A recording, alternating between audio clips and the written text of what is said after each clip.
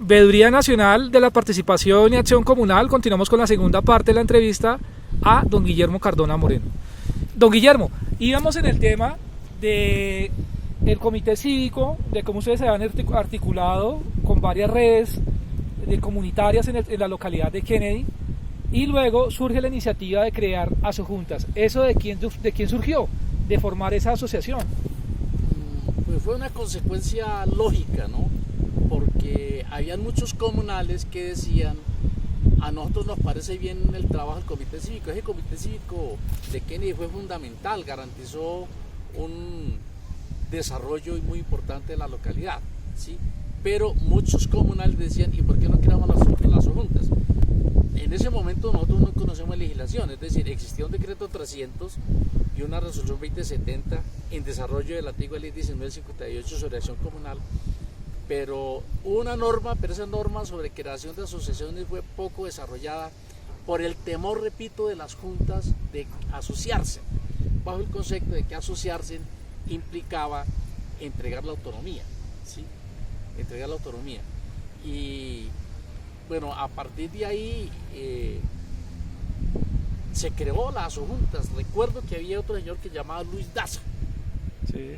Luis Daza y Eligio Plazas eran de las asojuntas de asopadres del INEN, y por eso ese proceso se articuló muy bien con todo el sector estudiantil. Ah, de acuerdo. Hacer una asamblea, o la primera asamblea de asojuntas que usted se acuerda, ¿cuántas más o menos personas se integraron o se vincularon por ejemplo, en esa época, cuántas juntas había de acción comunal? No recuerdo, pero entonces era muy pequeño, es decir, la localidad de Kennedy, por ejemplo, todo el sector de Patio Bonito está comenzando a nacer, los barrios de Patio Bonito, Tintalito apenas está comenzando a nacer. Yo fui alfabetizador en Britalia, ¿no? Sí. Que era de lo más remoto que había. En este momento ya son barrios centrales en la localidad Octava. Entonces, yo creo que en esa época podían haber unas 80 juntas comunales en la localidad Octava. Hoy deben haber más de 300, me imagino. Más o menos un promedio de 288, don Sí, Guillermo. Bueno, y entonces, digamos, se crea la primera asojuntas de Kennedy. Usted, por situaciones de lo del paro cívico, recibe unas situaciones, afectación a su vida personal, familiar, tiene que desplazarse a Ciudad Bolívar, inicia un proceso. Es un proceso mucho más ácido, porque Ciudad Bolívar también es una localidad que en esa época, año 80, 85, apenas está surgiendo. Es una localidad muy fuerte, muy ácida. Sí. ¿Cómo llega usted allá a Ciudad Bolívar y a qué junta llega? Yo me desplacé allá por eso mismo, porque dije que hay que hacer un trabajo, aquí puede que no tenga tanto problema. Y pues había muchos amigos allá que me dijeron: camínalo, lo bajamos allá, porque yo en esa época andaba muy mal y casi que corriendo de un lado para otro, por lo que hacía con el cocinol. Entonces yo logré generar un movimiento. Yo creo que los grandes movimientos masivos en Bogotá fue el que generamos con el cocinol. Nosotros llenábamos la Plaza de Bolívar muchas veces, ¿sí? Nos íbamos al Ministerio de Minas. La gente se movilizaba muy fácilmente, no había celular, no había... Pero yo generalmente lo que hacía era que tenía una moto, eso sí, me movía muy bien una moto, sacaba una volante y le entregaba a cada coordinador de cocinol del barrio, porque la junta comunal se movía dentro de un cocinol. Y él la reproducía y eso uno generaba una movilización en 2 días, porque eran enormes filas de la gente por el cocinol. Y había una tendencia del gobierno de acabar el cocinol e imponer las briquetas. Sí. Briquetas, que era una conformación de carbono que no funcionaba, y querían era eliminar el cocinol y poner las briquetas. Fue una lucha dura, ¿no? Y en esa lucha, es decir, entonces hay personas desde el mismo Estado que creen que uno no puede generar procesos autónomamente como ciudadano, y entonces le endosaban eso a un otro actor político que yo nunca lo fui. Es decir, yo durante una época llegué a tener algo así como la idea o la creencia de que yo era un alto subversivo, y realmente yo nunca he podido ni he sabido manejar siquiera un garrote, un bastón. Entiendo. De acuerdo. En esa época, años 70, 85, ¿cómo era la dinámica de una junta de acción comunal? ¿Qué hacía? ¿Qué gestionaba en su comunidad, según usted se acuerda? Esa era una época en que la acción comunal estaba muy endosada a la relación con los políticos y a los auxilios. Es decir, la acción comunal estaba todo el tiempo, era buscando auxilios. Entonces conseguía auxilios y la disputa de los políticos por la elección comunal era qué político tenía más auxilios para ir y capturar a tantas o cuantas juntas. Era todo un proceso absolutamente clientelista y corrupto, en donde el gobernante, el alcalde, digamos, decía: este concejal me gusta más porque cuando eso no viene ediles, ese concejal le podía decir: le doy tantos millones de pesos para que usted reparta por auxilios. Y los concejales le repartían a la gente, pero eran goticas, ¿no? A usted le doy un equipo de sonido, a usted le doy una cosita, y con esa cosita mantenían a la gente allí. Era una acción comunal que giraba muy en torno a los auxilios y a la clase política. Hoy sigue siendo en parte importante, nada más que hoy no consigue lo que conseguían antes. Desde antiguamente esa relación con los políticos le derivaba alguna posibilidad de beneficio a la comunidad. Hoy en día ya no, porque hoy en día el Estado entró en un nivel de incapacidad para resolver necesidades de las comunidades, que ya ni el 5% de las peticiones de una junta comunal se resuelven, que es lo que explica en parte la crisis. Sí. Dirigentes que se hacen gran expectativa con que el Estado le va a resolver sus aspiraciones y sus propuestas, y el Estado no las resuelve. La gente concluye que entonces el que no sirve a la junta comunal. No, el que está en crisis es el Estado. De acuerdo. Pero entonces retomemos un momento, don Guillermo, porque pues vamos a hablar de las diferentes etapas, de las 5 etapas que usted habla del gremio más grande del país, Acción Comunal. Cuando se llega a Ciudad Bolívar, ¿a qué junta llegó? Yo llegué a una junta que se llama Gibraltar, Junta Comunal del Barrio Gibraltar, primer sector.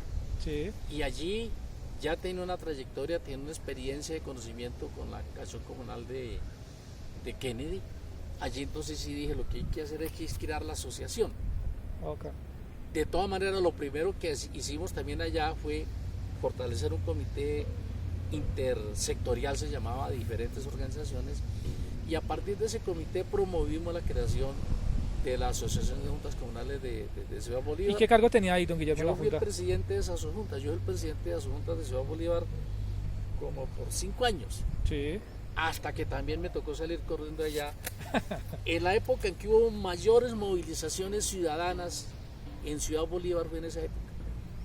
Muchas movilizaciones muy fuertes. ¿Y el motivo de esas movilizaciones cuál era? No, pues imagínense, el cocinol. Sí. Imagínense que querían traer el gasoducto de Apiay, que venía desde el Meta para el norte, pasarlo por Jerusalén, y no le querían dejar suministro de gas a la gente de Ciudad Bolívar.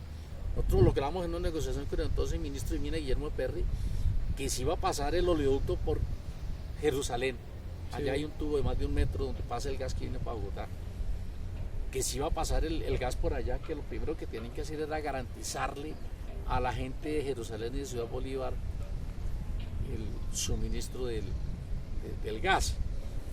Pero bueno, logramos todo el tema de mejora. Nosotros logramos, con un programa de las Naciones Unidas, cuando entonces recuerdo, un poco en coordinación con el, creo que era alcalde Augusto Ramírez Ocampo, logramos unas mejoras enormes de pavimento, servicios. Es que Ciudad Bolívar en ese momento era casi que una zona absolutamente irregular,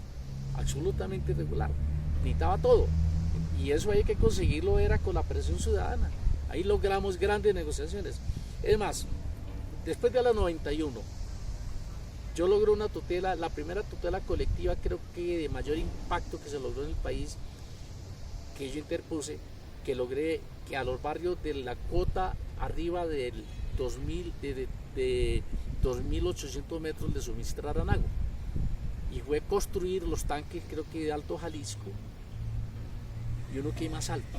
Entonces yo les demostré mediante la tutela que técnicamente era posible llevarle agua a gente por arriba de la cota de 1.800. El acueducto decía que no podía subir el agua más allá. Yo les dije: sí pueden subirlo, si le ponen motobombas. Ganamos la tutela, y eso es lo que logró que le dieran agua a toda esa gente arriba, y en parte creo que dinamizó el desarrollo de esa parte superior de Ciudad Bolívar. Don Guillermo, estamos hablando que usted era presidente, ya habían formado la primera subjuntas de Bogotá, la de Kennedy. La de Ciudad Bolívar, ¿cuál venía siendo? ¿La segunda, la tercera? No, habían creado una antes, pero no estaba funcionando. Habían creado unas juntas en Usaquén, no sé de qué época habían sido esas juntas. Sí. Y creo que hubo otras juntas antes, que también era la de Fontibón, pero estaban desintegradas. Okay. Nosotros iniciamos la constitución de esas asojuntas, luego vinimos a un Congreso Nacional Comunal que fue en el 87, sí, en Valledupar, un congreso muy duro, donde nos enfrentamos la delegación de comunales que elegíamos en las asambleas departamentales, ya veníamos en el proceso nacional, versus las delegaciones que lleva el ministerio designadas a dedo por ellos. En ese congreso fue tan duro que nosotros nos impusimos las condiciones de los delegados elegidos democráticamente, y en una negociación que logramos allá mismo con un director de acción comunal de Bogotá, logramos que entonces hubiera una convocatoria conjunta. La Federación Comunal, de hecho, que yo presidí en ese momento, porque no tiene personalidad, porque no hay legislación para crear federaciones, y la alcaldía de Bogotá convocar elecciones para un solo día, para elegir asociaciones en todo el resto de Bogotá. Todas esas asociaciones de juntas de Bogotá se eligieron en un solo día, las demás, es decir, y las que ya existían, que eran Kennedy y Ciudad Bolívar, pues conseguimos la persona jurídica. Sí. Pero es decir, era un solo día, y ya con esas avanzamos en el proceso de creación de la federación. Lo insólito es que cuando se creó la federación, yo moví la creación de la federación. La que anteriormente teníamos como federación tenía seis asociaciones, tenía ya 6 asociaciones ya.